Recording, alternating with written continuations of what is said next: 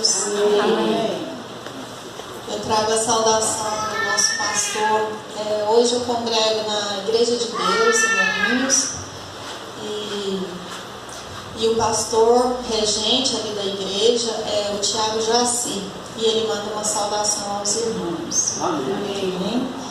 Só que eu tenho uma história de amor muito grande com a Igreja Cristã Evangélica que durou 19 anos, né? Assim, eu congreguei na Cristã por 19 anos, mas tem momentos, tem tempos que Deus nos coloca, às vezes assim, nos tira do bercinho e nos usa em outro lugar. E é o que está acontecendo comigo. Não sei por quanto tempo, né, eu estarei ali, mas na Cristã Evangélica foi que eu conheci Jesus Cristo na profundidade, né?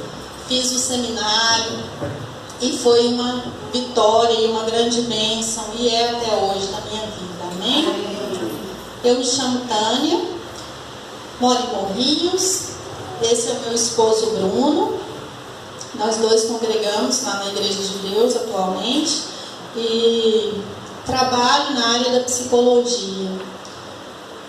Tem aproximadamente 14 anos que estamos aí nessa batalha. Amém? E quando eu recebi o convite, fiquei muito agradecida, né, e lisonjeada por esse convite. E que Deus nessa noite fale conosco, talvez de uma forma não tão convencional, dentro daquilo que a gente está tão acostumado, né? Talvez hoje eu vou pegar caminhos um pouquinho diferentes, mas que seja também uma maneira de Deus falar. Amém? Amém. Eu quero meditar com os irmãos no Salmo 88. E hoje eu fui notificada que o tema seria direcionado às mulheres, né? Seria um culto direcionado à mulher, ao valor da mulher. E hoje eu vou estar falando algo sobre o valor da mulher. Mas eu gostaria que os irmãos recebessem a palavra da mesma forma, porque o Senhor Deus, quando Ele escolhe, Ele não olha o sexo, se é masculino ou se é feminino. Ele olha para uma alma, para uma vida e ama. Amém? Amém. Lamentação de um atribulado. O Senhor Deus da minha salvação, de dia e de noite clamo diante de Ti. Chega à Tua presença a minha oração, inclina os ouvidos ao meu clamor, pois a minha alma está farta de males, e a minha vida já se à beira da morte. Sou contado com os que baixam a cova, sou como um homem sem força, atirado entre os mortos, como os feridos de morte que jazem na sepultura, dos quais já não te lembras, são desamparados das tuas mãos. Puseste-me na mais profunda cova, nos lugares tenebrosos, nos abismos. Sobre mim pesa a tua ira. Tu me abates com todas as tuas ondas.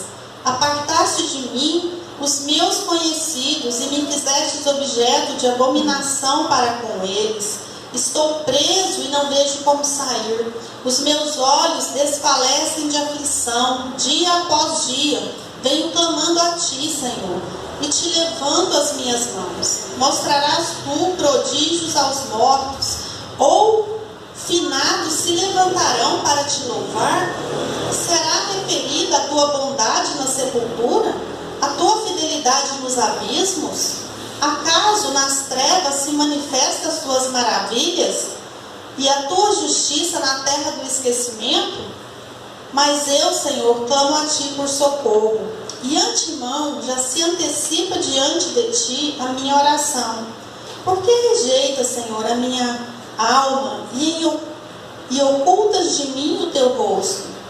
Ando aflito e prestes a expirar desde moço. Sob o peso dos Teus terrores, estou desorientado. Por sobre mim passaram as tuas iras, e os Teus terrores deram cabo de mim. Eles me rodeiam com água, e de contínuo há um tempo me circundam. Para longe de mim afastastes amigo e companheiro. Os meus conhecidos são trevas. É um salmo, irmãos, de um cristão, por sinal um levita, alguém que trabalhava ali, né, era dos filhos de Corá. Alguns estudiosos dizem que o nome dele era Emã. Alguém que trabalhava no altar para o Senhor, alguém que servia, alguém que conhecia, alguém que amava Deus. E creio eu que era fiel, porque ele foi escolhido por Davi. Segundo estudiosos, ele é neto de Samuel, quem escreveu esse salmo. E o que eu quero trazer nessa noite? Que muitas vezes nós nos pegamos com feridas profundas na nossa alma. Foi essa mensagem que o Senhor tocou no meu coração durante esse período que eu recebi esse convite para falar com os irmãos nessa noite. Muitas vezes nós dizemos assim: eu desci as águas, eu fiz um compromisso com o Senhor Jesus e todas as minhas feridas e pisaduras foram curadas. Essa é uma promessa real e verdadeira na nossa vida, irmãos. Quando nós descemos as águas, fazemos um compromisso com o Senhor, passamos a fazer parte do corpo, nós temos essa promessa na nossa vida. Mas o Senhor trabalha da forma que Ele quer, quando Ele quer. Mas por quê? Porque Ele quer nos dar experiência. Ele quer que cresçamos com as nossas dores. E por isso que eu trouxe esse salmo para a gente iniciar. Porque o Senhor permite dores, permite sofrimento. E muitas vezes nós temos na nossa mente um compartimento de 3 gavetas. A primeira é o consciente, é o aqui e agora, é o que a gente está falando, é o que a gente está vendo, é o que a gente está vivendo. O pré-consciente tem coisas que eu lembro do meu passado, de ocorrido, e coisas do aqui e agora. E existe uma última gaveta que chama inconsciente. Essa gaveta é os porões da mente. Essa nem o homem pode acessar. No consultório de psicologia nós temos muitas técnicas para conseguir descobrir coisas que tem lá dentro, através do que a pessoa pensa e sente. Mas o Espírito Santo de Deus, Ele é o agente de milagre nessa área, na vida do homem e da mulher. Amém. Ele entra e Ele mexe em coisas ali que está travada, encravada, lembranças que eu já nem tenho mais na minha memória. Eu não sei desses acontecimentos, mas são memórias retidas. E que isso gera dores, emoções e pensamentos totalmente disfuncionais na minha vida. E é essa reflexão que eu quero chamar vocês para fazer, porque a Bíblia nos ensina a orar de forma específica e muitas vezes nós estamos encravados. Tem pessoas que falam assim: eu sou muito ansiosa, eu tenho depressão, eu tenho pânico, eu tenho isso, eu tenho aquilo, eu sou explosivo. Mas nós precisamos descobrir o que me faz ser assim. E quando nós descobrimos, fica mais fácil de nós rogarmos ao nosso Senhor para nos curar. E eu tenho aprendido que Ele nos deixa ter a experiência para que possamos crescer mais e sermos pessoas melhores e mais prontas para trabalhar com o ferido. Amém? Amém. E hoje eu quero estar tratando desse tema, né? A mulher, uma joia de muito valor.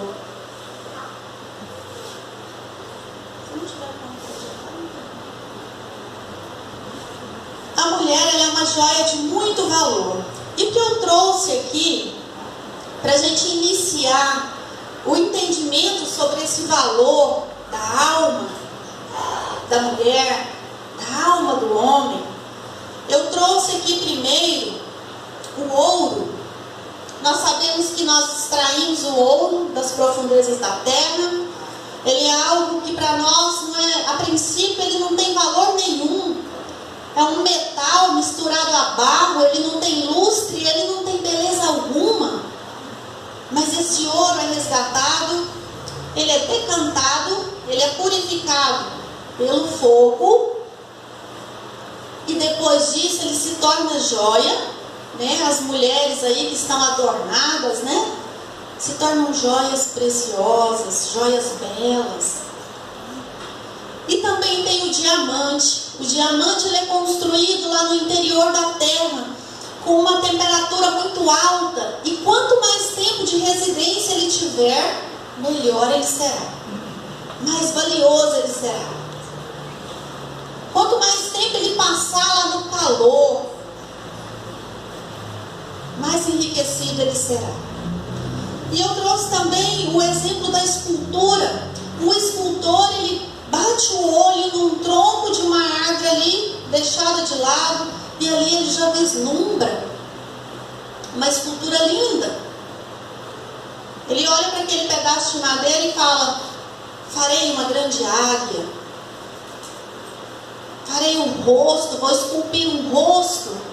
E eu quero te dizer nesta noite que quando o Senhor olhou para você,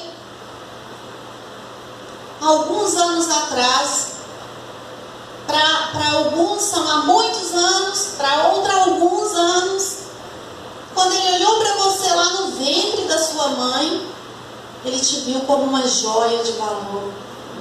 Ele te viu como uma joia valiosa, preciosa, ainda que você nem fosse. Lembra de Davi falar que quando ele era substância informe, não tinha nem forma direito lá no ventre, o Senhor já enxergava ele lá e já amava ele, e já tinha um plano para a vida dele. E é assim que o Senhor nos chama, e é assim que o Senhor nos vê. Mas nessa noite o que eu quero deixar com vocês é que essa joia de valor, ela traz uma história com ela. Você, mulher, você, homem, você tem uma história, eu tenho uma história. E essa nossa história muitas vezes vem carregada de dores, de feridas, de sofrimento do nosso passado. E chega um determinado momento que nós entendemos que nós alcançamos uma maturidade e nós falamos assim, ó: o passado ficou para trás. De fato ficou. Mas nem sempre as feridas foram cicatrizadas com cura profunda no seu interior. Tem coisas que Deus vai tratar na nossa vida depois de 40 anos, depois de 30, depois de 20. Vai depender do meu posicionar e do plano dele lá, do projeto que ele tem. E nós não podemos ignorar isso. Muitas vezes nós estamos perdendo bênçãos, vitórias, coisas maravilhosas da parte do Senhor por conta desses entraves, amigos.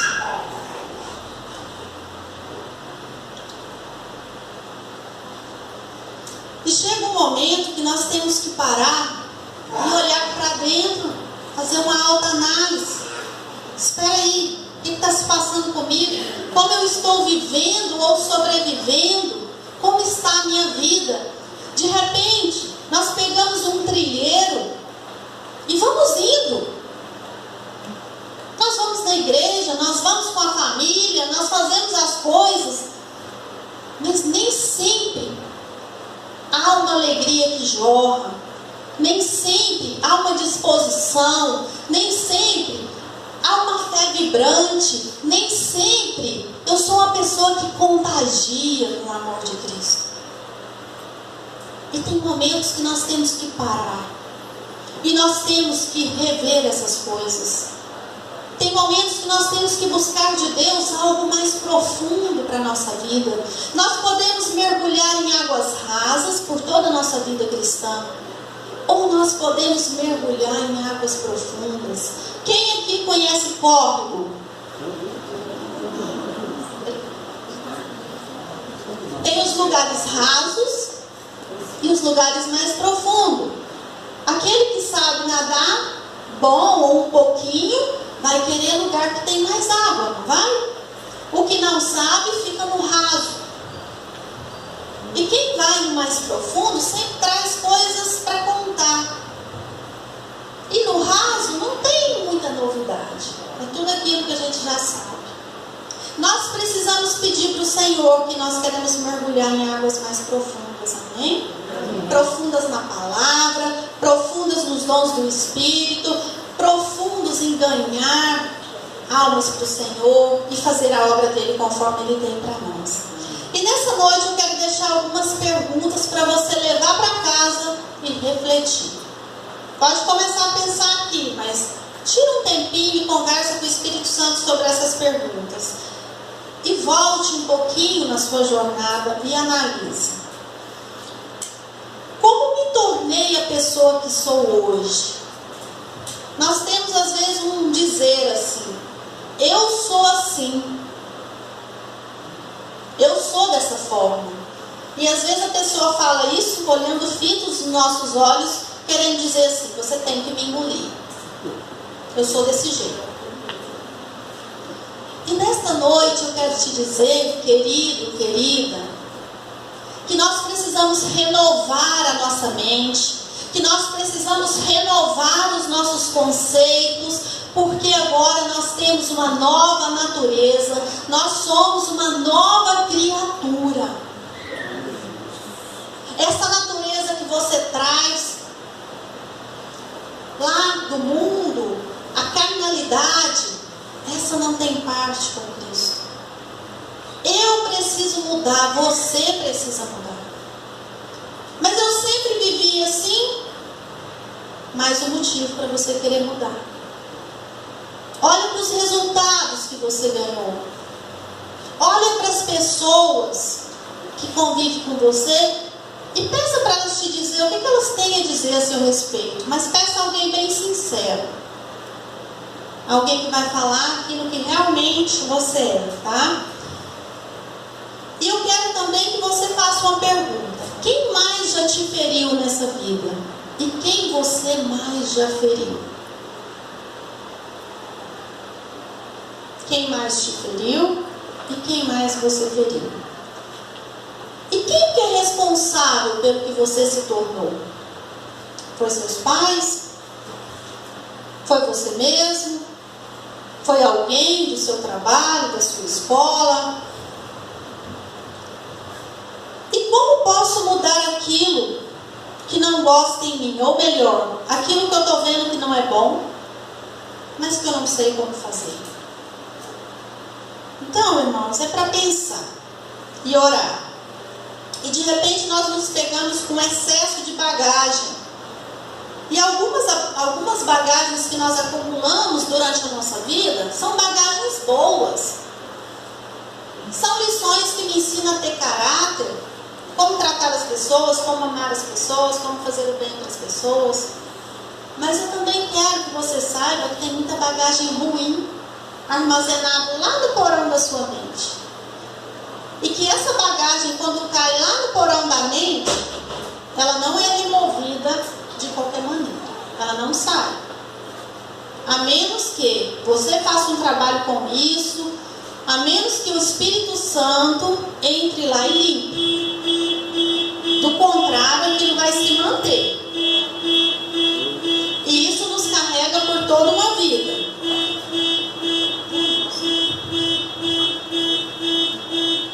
Então nós precisamos entender uma coisa: a criança que você foi um dia continua a sobreviver dentro de uma concha adulta. Não importa se hoje eu tenho 50, 70, 80. A história que eu vivi na minha infância, na minha adolescência, fragmentos dela fica guardado. Fica lá no inconsciente. Eu me lembro de uma matéria que eu fiz no seminário há muitos anos atrás, que uma psicóloga de seminário falou disso, e eu achei isso muito absurdo. Eu ainda não havia feito a faculdade, né? E eu pensava, como pode? E quando eu li todas as teorias, eu ainda pensava, é interessante. Mas quando eu ouço as pessoas, eu vejo que é real demais.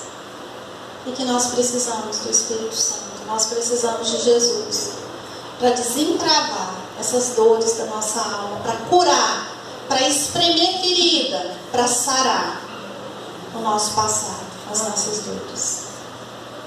Então nós temos que entender que muitas vezes o que nos aconteceu no passado vai trazer muita insatisfação para nós, na nossa vida adulta, vai nos impedir, vai nos inquietar e muitas vezes vai nos deixar doentes, irmãos.